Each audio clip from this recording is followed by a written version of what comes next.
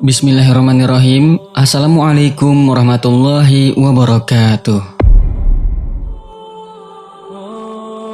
Ada begitu banyak kisah-kisah Nabi atau wali Allah terdahulu yang mengandung pengajaran dan hikmah. Salah satunya ialah seperti kisah Nabi Jirjis berikut ini, yang menurut sebuah riwayat dikatakan bahwa Nabi Jirjis ini pernah dibunuh oleh seorang raja sebanyak 70 kali. Dan dengan kuasa Allah Subhanahu wa Ta'ala, Nabi Jirjis pun selalu hidup kembali. Sahabat beriman, perlu diingatkan di awal bahwa kisah ini tidak perlu diyakini sepenuhnya. Namun, kita juga tidak boleh mengingkarinya, sebab kebenarannya hanya Allah Subhanahu wa Ta'ala sajalah yang Maha mengetahuinya. Jadi, kita cukup menjadikan pelajaran dan mengambil hikmahnya saja. Baik, kita mulai kisahnya. Pada zaman dahulu, ada seorang raja yang bernama Darian. Dia adalah seorang raja penyembah berhala. Suatu hari, Raja Darian membangun istana yang megah. Di dalamnya terdapat berhala yang dihiasi permata dan mutiara. Berhala tersebut diberi wangi-wangian dari minyak misik. Dan di depan istana yang megah itu juga dibuat gumpalan tanah yang besar yang berisi kobaran api.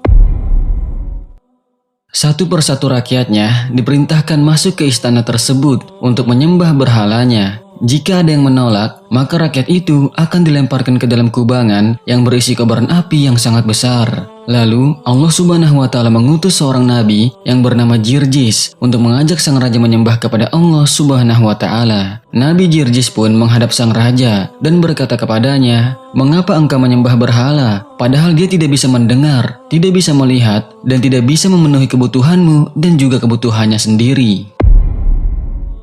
Lalu Raja Darian pun menjawabnya, "Sejak aku menyembah berhala itu, aku mempunyai kerajaan dan hartaku menjadi berlimpah. Sedangkan kamu, apa yang telah kamu dapatkan dengan menyembah Tuhanmu itu? Kamu tidak mempunyai harta dan kemewahan seperti yang aku punya. Tidak nampak sedikit pun kenikmatan yang kamu dapatkan." Kemudian Nabi Jirjis berkata, "Sesungguhnya nikmat dunia itu akan hilang saat kita meninggal, dan Tuhanku telah memberikan kepadaku nikmat akhirat di dalam surga." Maka terjadilah diskusi yang panjang di antara mereka berdua, yang pada akhirnya sang raja menjadi murka karena kalah dalam berargumentasi. Lalu ia memerintahkan bawahannya untuk membunuh Nabi Jirjis. Sang raja pun memberi perintah untuk mendidihkan air di dalam sebuah bejana besar, lalu menumpahkan air mendidih itu ke tubuh Nabi Jirjis. Maka seketika itu juga tubuh Nabi Jirjis langsung meleleh. Bahkan tidak berhenti sampai di situ saja. Sang raja juga memerintahkan anak buahnya untuk menyisiri tubuh Nabi Jirjis dengan sisir yang terbuat dari besi, hingga tak tersisa sedikit pun daging dari tubuh Nabi Jirjis, kecuali hanya tulang-tulangnya saja. Perbuatan raja itu sangat kejam, sahabat beriman. Namun Allah Subhanahu wa Ta'ala dengan keagungannya menghidupkan kembali Nabi Jirjis dan mengembalikan bentuknya seperti sedia kala. Kemudian Nabi Jirjis menyeru kepada sang raja lagi dengan suaranya yang keras, "Hai kafir, katakanlah tiada Tuhan selain Allah." Melihat keajaiban itu, bukannya membuat sang raja menjadi beriman, tapi justru membuat sang raja semakin marah. Raja kembali mengincar Nabi Jirjis dan juga memerintahkan anak buahnya untuk membawakan 6 paku besar dari besi, lalu menancapkan 2 paku tersebut di kedua tangan Nabi Jirjis. Lalu dia juga menancapkan 2 paku di kakinya, 1 paku ditancapkan di kepalanya, dan 1 paku lagi ditancapkan di dada Nabi Jirjis. Tubuh Nabi Jirjis kini penuh dengan luka dan darah akibat paku-paku tersebut, dan beliau pun langsung meninggal dunia saat itu. Lalu Allah Subhanahu wa Ta'ala mengutus malaikat untuk melepaskan paku-paku tersebut dari tubuh Nabi Jirjis, dan dengan kuasa Allah Subhanahu wa Ta'ala, Nabi Jirjis pun hidup kembali dan tubuhnya kembali utuh seperti semula. Bekas luka dan darah yang mengalir di tubuh Nabi Jirjis pun hilang seketika. Lalu Nabi Jirjis kembali berkata dengan suara yang keras, "Hai kafir, katakanlah tiada Tuhan selain Allah." Untuk kedua kalinya, Raja Darian dibuat marah oleh Nabi Jirjis. Kemudian, Raja memerintahkan anak buahnya untuk mendatangkan kuali yang besar. Di dalam kuali tersebut, terdapat air yang sangat mendidih. Lalu, Nabi Jirjis dilempar ke dalam kuali tersebut. Dan seketika itu juga, beliau langsung meninggal dunia lagi. Untuk kesekian kalinya, dengan kuasa Allah, Nabi Jirjis hidup kembali dan keluar dari kuali tersebut tanpa ada luka sedikit pun di tubuhnya. sahabat beriman, disebutkan bahwa Raja Daryan menyiksa dan membunuh Nabi Jirjis sampai 70 kali. Namun Allah Subhanahu wa Ta'ala berulang kali menghidupkannya kembali dengan kondisi tubuh seperti sedia kala. Ada pula yang meriwayatkan sampai 100 kali dibunuh dan selalu hidup kembali. Kemudian Raja Daryan akhirnya menghentikan perbuatannya itu, lalu berkata kepada Nabi Jirjis, "Aku ada permintaan kepadamu. Jika engkau menuruti permintaanku, maka aku pun akan menuruti semua perintahmu." Nabi Jirjis pun bertanya, "Apa permintaanmu?" Raja Daryan pun menjawab, "Aku ingin engkau bersujud kepada berhalaku 1 kali saja. Nanti setelah itu, aku akan memberikan semua yang kau inginkan, dan aku akan melakukan semua perintahmu, termasuk menyembah Tuhanmu itu." Mendengar itu, Nabi Jirjis hanya diam dan tidak menjawab sedikit pun. Sang raja lalu menganggap bahwa diamnya Nabi Jirjis itu adalah ungkapan setuju. Lalu Raja Daryan berkata lagi, "Wahai Jirjis, aku telah menyiksamu dengan berbagai macam siksaan dan banyak menyakitimu. Masuklah ke rumahku agar engkau dapat beristirahat malam ini." Lalu di malam itu, Nabi Jirjis pun pergi ke rumah sang raja. Beliau pun beristirahat dan melakukan sholat di sana. Dan pada tengah malam harinya, beliau membaca kitab Zabur hingga terbit fajar. Saat beliau membaca kitab Zabur tersebut, ternyata suaranya terdengar oleh istri sang raja dan menyentuh dalam hatinya. Istri sang raja pun semalaman menangis terseduh-seduh sebab mendengar bacaan Nabi Jirjis tersebut. Kemudian istri Raja Daryan mendatangi Nabi Jirjis untuk bertaubat dan memeluk ajaran beliau. Ia melakukan hal ini tanpa sepengetahuan suaminya. Lalu pada pagi harinya, Nabi Jirjis keluar dari rumah Raja Daryan dan sang raja mengajak beliau ke tempat berhalanya. Saat itu, Nabi Jirjis hanya diam saja dan tidak menjawabnya.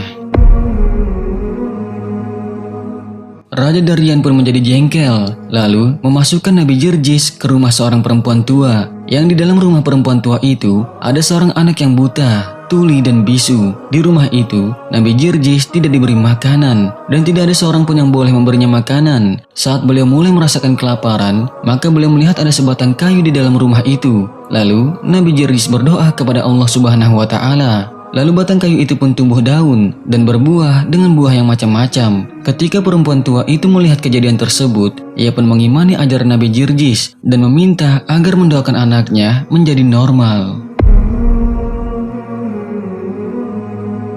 Kemudian beliau pun berdoa kepada Allah sahabat beriman, maka Allah menyembuhkan anak tersebut. Nabi Jirjis lalu memanggil anak itu, "Wahai anak laki-laki." Anak tersebut pun menjawabnya, "Labbaik, wahai utusan Allah." Kemudian Nabi Jirjis berkata kepada anak tersebut, "Pergilah kamu ke tempat berhala dan katakan kepada berhala-berhala itu bahwasanya Jirjis memanggilnya."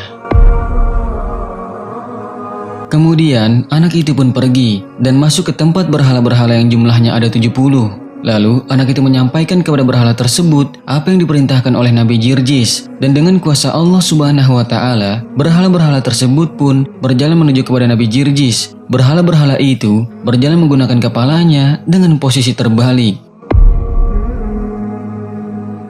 Saat itu, istri sang raja melihat berhala-berhala tersebut berjalan dengan kepalanya di bawah, lalu mengikuti kemana arah tujuan berhala-berhala tersebut. Sesampainya berhala-berhala itu di hadapan Nabi Jirjis, maka beliau melihat istri raja di belakang berhala-berhala tersebut. Kemudian Nabi Jirjis menunjuk bumi dan menghentakkan kakinya. Seketika itu juga bumi terbelah. Lalu berhala-berhala yang ada di hadapannya hancur berantakan. Ketika istri raja melihat mukjizat Nabi Jirjis itu, maka ia pun pergi ke istana dan berseru kepada rakyatnya di hadapan sang raja dengan berkata, "Wahai penduduk negeri, kasihanilah diri kalian, ikutilah ajaran Nabi Jirjis."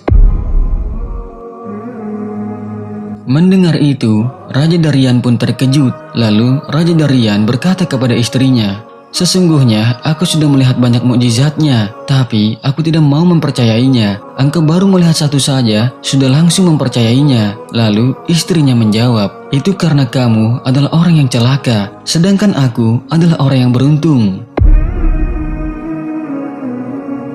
Kemudian Raja Daryan pun langsung memerintahkan bawahannya untuk membunuh istrinya. Lalu di sisi lain, Nabi Jirjis sedang bermunajat kepada Allah Subhanahu wa Ta'ala dengan berkata, "Ya Tuhanku, aku telah merasakan gangguan orang-orang kafir selama 70 tahun lamanya, dan sudah tidak tersisa lagi kemampuanku setelah hari ini. Maka berikanlah kepadaku rezeki mati syahid dan azablah mereka."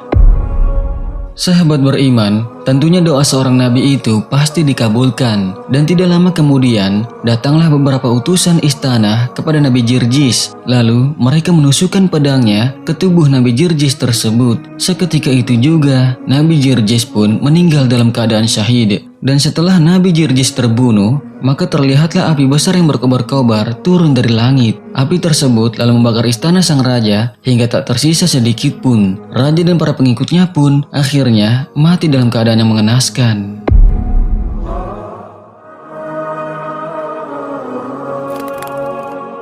Siapa sebenarnya sosok Jirjis?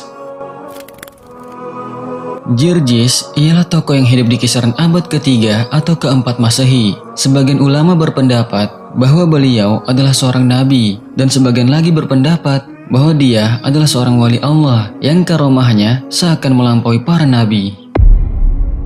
Jirjis dalam equivalent transliterasi barat adalah George, yaitu seorang tentara Romawi yang berasal dari Yunani. Ia adalah anggota legion elit Cohorts Praetoriae atau Praetorian di rezim Kaisar Romawi bernama Diocletian, yang pagan dan persekutor Nasrani yang terkenal. Lebih jauh lagi, ia kerap dihubungkan dengan sosok Nabi Khidir. Ada juga yang mengatakan dia adalah Elijah. Selain itu, ia juga dikenal sebagai pembunuh naga, dan bagi Nasrani, ia adalah seorang santo.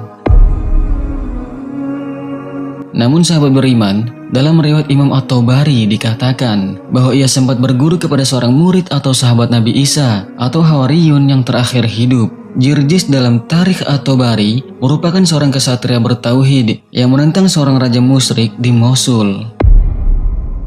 Imam At-Tabari pun menyikapinya bahwa Jirjis ini beliau yakini sebagai seorang muslim yang soleh, sebab dalam riwayatnya Jirjis pernah mendoakan ampunan bagi 34.000 orang yang dibantai oleh Raja Mosul karena mereka meyakini Allah sebagai sesembahan yang benar setelah mereka menerima dakwah Jirjis. Sahabat beriman, memang cukup banyak perbedaan pendapat tentang sosok Jirjis ini. Ada yang mengatakan dia adalah seorang nabi, namun ada juga yang mengatakan dia adalah seorang waliullah. Namun sahabat beriman, yang pasti dia adalah seorang yang soleh. Kita tidak perlu meyakini sepenuhnya tentang kebenaran kisah tersebut, namun kita juga tidak boleh mengingkarinya. Maka dari itu, sikap terbaiknya ialah kita cukup mengambil pengajaran dan hikmahnya saja dari kisah tersebut dan memasrahkannya kepada Allah yang Maha Mengetahui segalanya. Semoga Allah Subhanahu wa Ta'ala mengampuni kita dan memberikan keselamatan kepada kita di dunia dan di akhirat. Amin ya Allah ya Rabbal Alamin. Wallahu a'lamu bissawab. Wassalamualaikum warahmatullahi wabarakatuh.